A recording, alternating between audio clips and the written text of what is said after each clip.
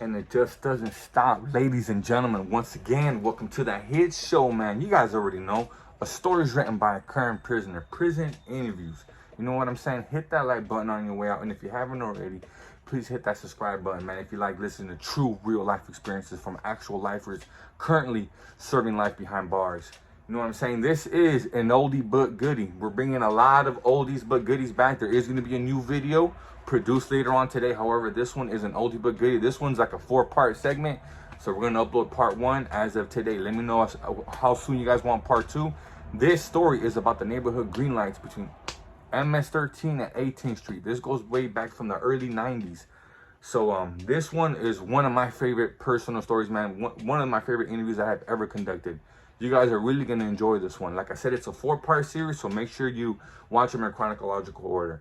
With that being said, man, please show support, man. Hit that like button on your way out, man. We're not going to waste no more time whatsoever, and let's go ahead and dive right into this thing, man. Happy Friday, ladies and gentlemen. Have a safe weekend, all right? Bam.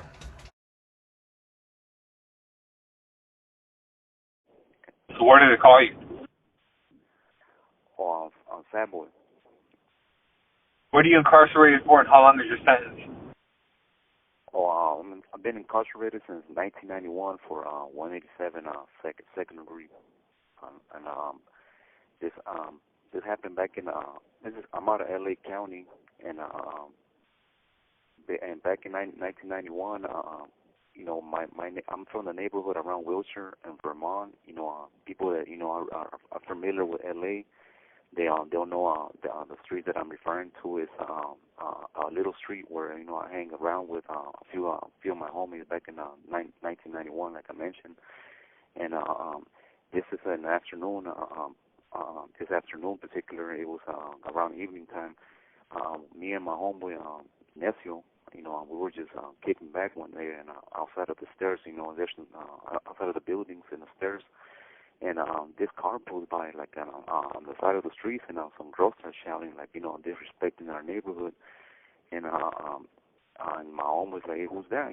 So the girls started so we're like, "Hey, what's up?" What's up with these girls? And they rolled back, they rolled around, and one jumps out the car and starts shooting at us, and they say, "Hey, this MS-13 gang, and because we're from 18th Street, and at that time we're at war with them, we're rivals with them, and so my homeboy, like me and my homeboy, run across the street, to get some guns that we had put on the side, and me particularly that day I had a 9mm Beretta, and he had a 38 revolver. So we shoot at the car, but unfortunately, that day, which is a good day in LA, that none of us got hit and no one else got injured. So, the girls leave, and we go across the street, and my homeboy tells me, "Hey, what's up, man? You wanna go surprise them and do a drive-by on them?" And I told him, "No, well, you know what? As a matter of fact, let's kick back and wait maybe like 5 more minutes, and let's walk over there, because they're expecting a car, and they're not expecting for 2 dudes to, jump out of nowhere and, start, shooting at them, So me and my homeboy nephew, rest in peace as well, because, down the line, something else happened, right? So we'll go right there on our little street where we hanged out at is called Chato Place, and it crosses with Wilshire Boulevard.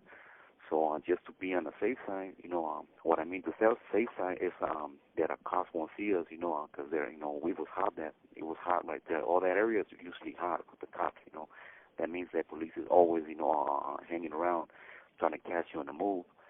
So me and him, I go across to my other homegirl's pad, and my homegirl's Trusty's house. And I asked her, "Hey, let me get a couple of more bullets so I can make sure that, I have enough rounds in my Beretta." And my homeboy, we didn't have more 38 revolver bullets, so my homeboy grabbed a shotgun that we had on the side, with like more or less it still had like 4 or 5 rounds on them, shells in them. So I tell him, "Hey, well, look, we're gonna walk through Wilshire Boulevard, in between the little walls that are around there. So it's just so we won't walk on the boulevard, and risk to get pulled over by the cops." So he's like, "Well, all right, yeah, that sounds like a good plan." So we jumped the little walls right there from the department stores right there, J.C. Penney's, and we make it all the way across some other little street in Westlake, right? And then we walk through another little street that takes you straight to a street named Leeward, which is where MSs hang out at. You know, which is the rival gang at that time. And all this back and forth, you know, shootings and killings that was taking place in the early 90s. It started, you know, because another of my homeboys, Baby Funny, you know, that hanged around with us and grew up right there with us, had gotten killed, you know, just like 2 weeks. This call and your telephone number will be monitored and recorded. Gotten killed prior to all these incidents that are taking place now, and all this was, you know, due to the incident that I mentioned that happened with my homeboy Funny, you know, rest in peace. You know, he was like one of our boys, and when I mean boys is, you know, it's the gang is big, you know, in particular, you know, 18th Street is hella huge, but you know, in my clique, we're like at least like 6 of us that are always, you know, real tight and hanging with each other, and he was one of those.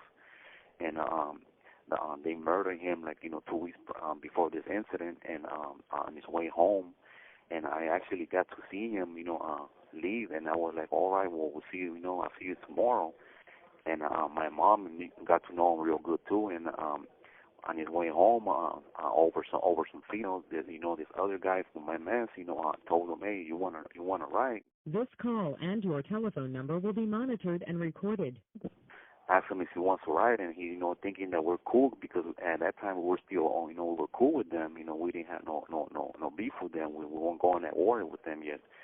So he says, yeah. So he jumps in the car, and you know, and they stab him up and undress him and dump him in the back of the alley of the building where he lived. And you know, some people, you know, that went back there to dump some trash through the alley, seen the body, and they recognized the face, so they went and, you know, yelling and screaming, and went and told the mom, you know. So, you know, that's how we found out, you know. But that's another, you know, story for, you know, later on, because it takes it to a whole another place too, you know. But all the incident in particular where we're walking through the back of the buildings, you know, on towards Wilshire, heading to Leeward.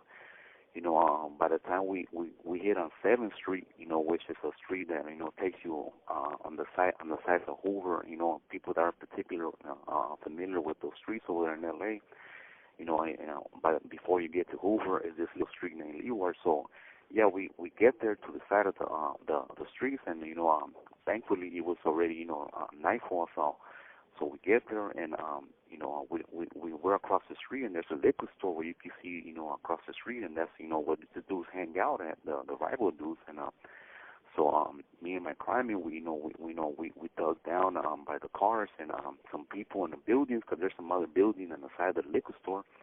There's 2 dudes and a payphone, you know, messing with the phone, I'm guessing, and some other dudes walking, you know, by them heading to the store.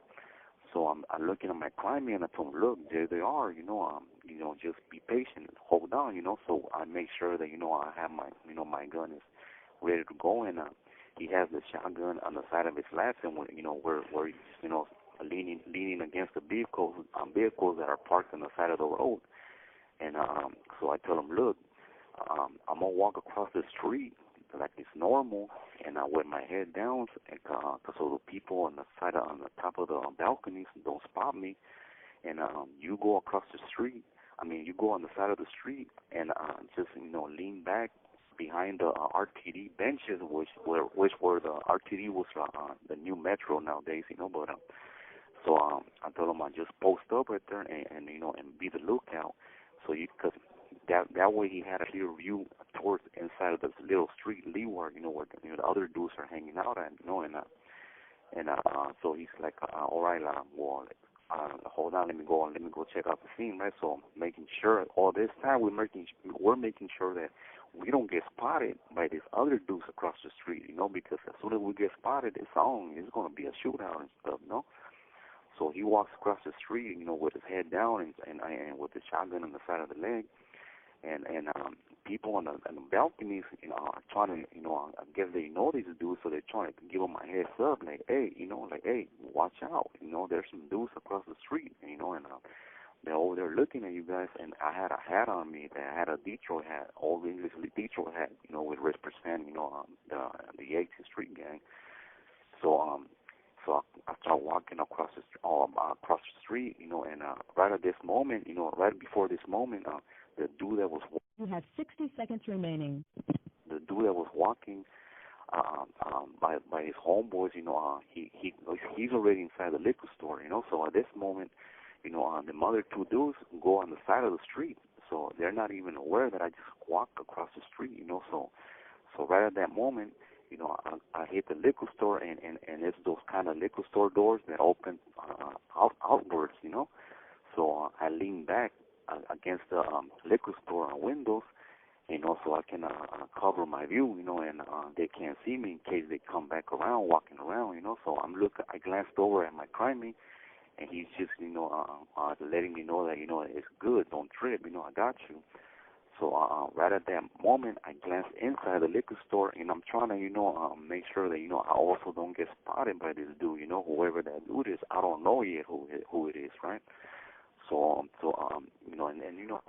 I glanced inside the liquor store, normally those liquor, the windows, they're always covered by specials of beers or, whatever, and so I'm trying to and at the same time, I'm trying to make sure that, this guy don't see me standing out there, which I'm fortunate because, the liquor store doors, they're the kind that open outward, so, I'm kind of blocked from the view, just in case the other two dudes come back walking around towards, to see what their home was doing. But I glanced over at my priming, so I make sure that everything's cool, and he gives me the, everything's cool, he got me. So I looked in there, and man, I'm kind of like, oh, oh man, because I know the dude, and like I mentioned earlier, we used to get along with this gang, and so, and not even like months ago, So and I looked in there, I glanced in there, and I'm, right away I'm thinking, oh man, it's gonna hurt them, because it's one of their homeboys, which they call Boxer, from the MS gang, and that had a high rank in his neighborhood. He was at that time he was 27 years old, So he's all buffed up. He just paroled not too long ago, and he's buffed up. And I see him paying for a little bag of trail mixes and Mickey malt liquor, 40 ounce. So I'm like, oh man, and I'm not gonna lie, we're still human, so so I'm kind of like, man, I was wishing that it wasn't him, because like I mentioned, we were sort of like friends, so I kind of feel bad, but but it's it is what it is at that moment, And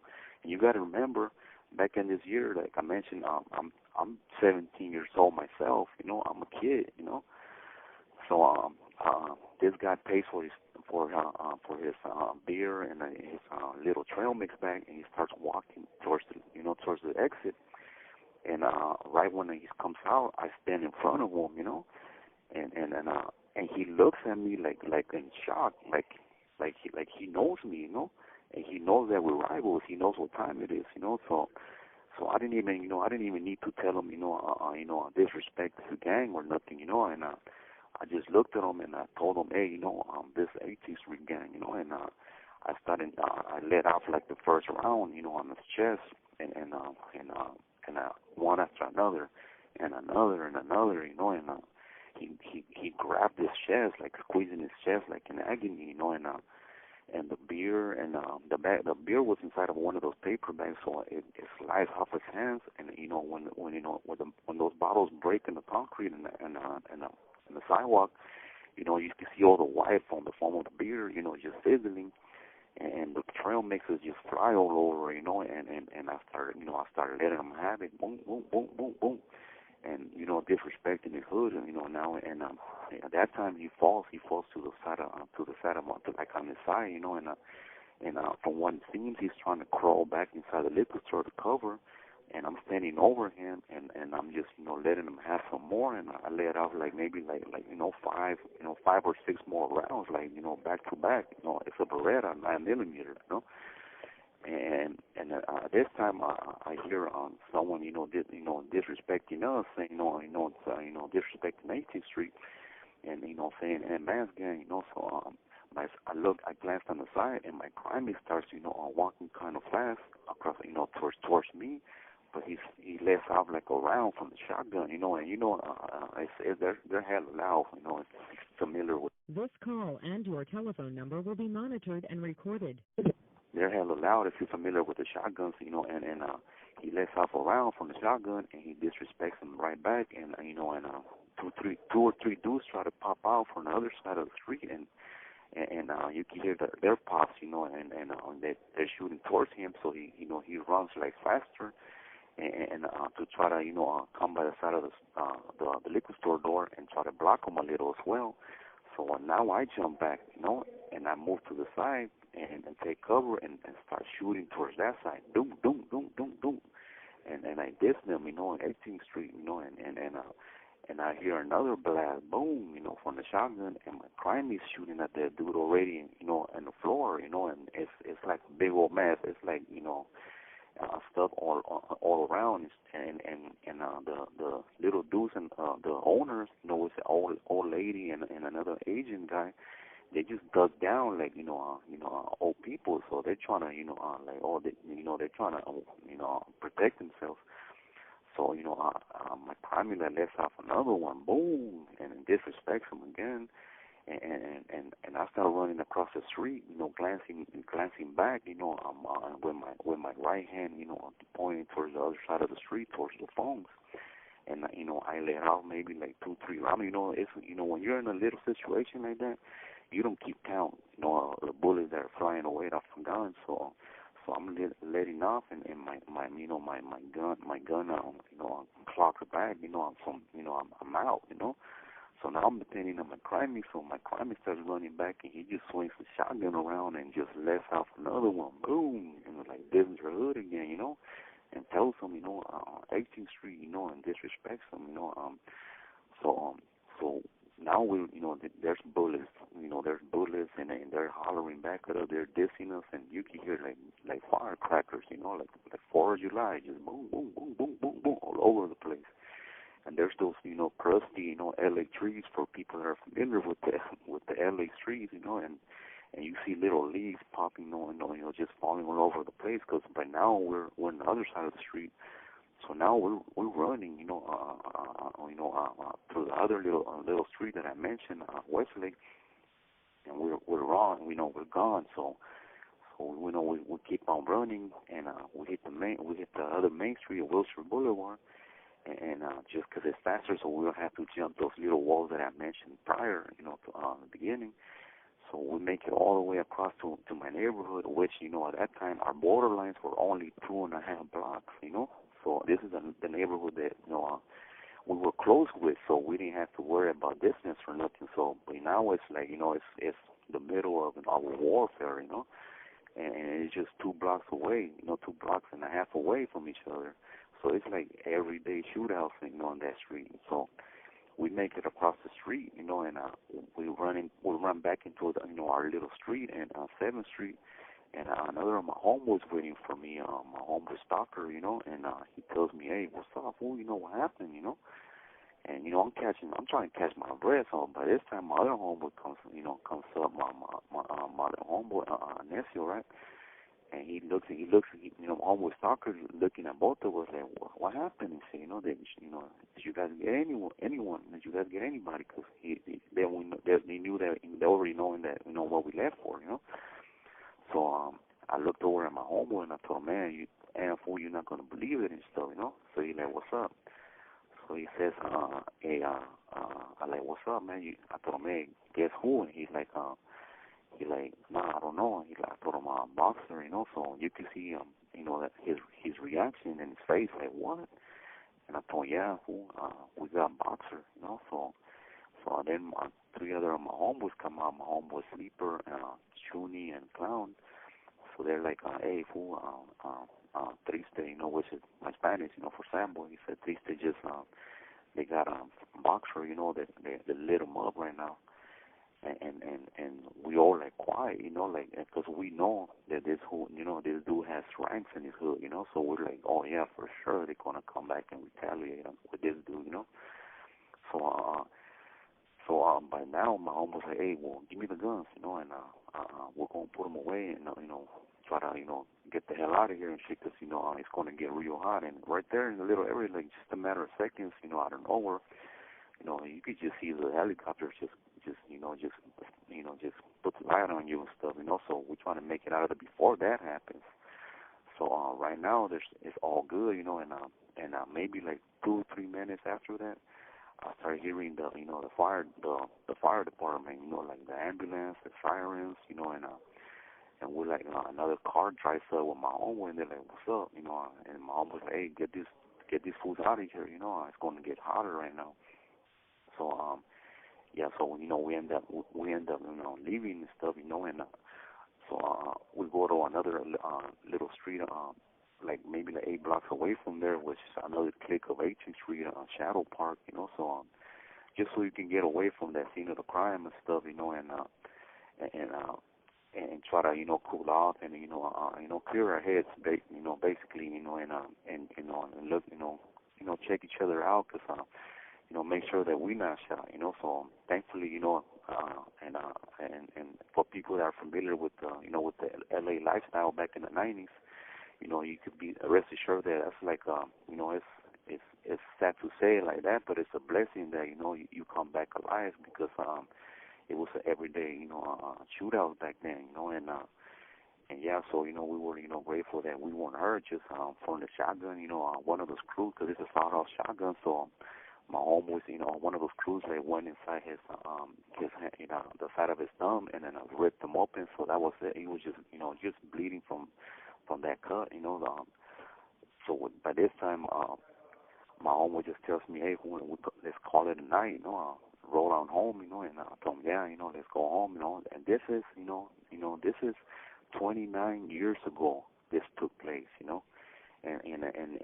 believe it or not, it's, I'm still paying for those consequences when, from 29 years ago, at 17 years old, and it's easy to just, say, oh, well, that's what happens, when you live that lifestyle, you're going to pay the crime, for the crime. But, you got to remember that, there's kids out there, to this day right now, that they don't see that, they don't see that, yeah, it's fun, having a gun, being with your homeboys, but, when everything hits the fence, and it gets real, you go and see who your homeboys are, and thankfully back then it was more of a, of a family, a family thing, and it's not none of that no more. This call and your telephone number will be monitored and recorded. There's none of that anymore, from what I gathered throughout the years from other, homies that came, through the system, and they told me, yeah, well, a lot has changed since you guys were out there, they're in that banging, the people ain't banging like that no more, and which is, it's, there's the good side of it, that, at least, people, or the young kids nowadays, are finding other new ways to, stay out of prison, and look at me, if you can see You have 60 seconds remaining. if you can see the moral part of this story, it took all those years, like I mentioned, like for me to, finally realize that, what, I got to try to, kick back and step away from all this politicking and, change my life, and try to make it out there again and see my family, my nieces, sisters, and get a second opportunity, that I have to create for myself, because no one else is creating it for you. You got to do that decision for your own, But yeah, my, if I can recommend something, I want advice for someone that was willing to take it, like live your life out there, man, and just have a family, as normal as that sounds, it's the best that you're going to get,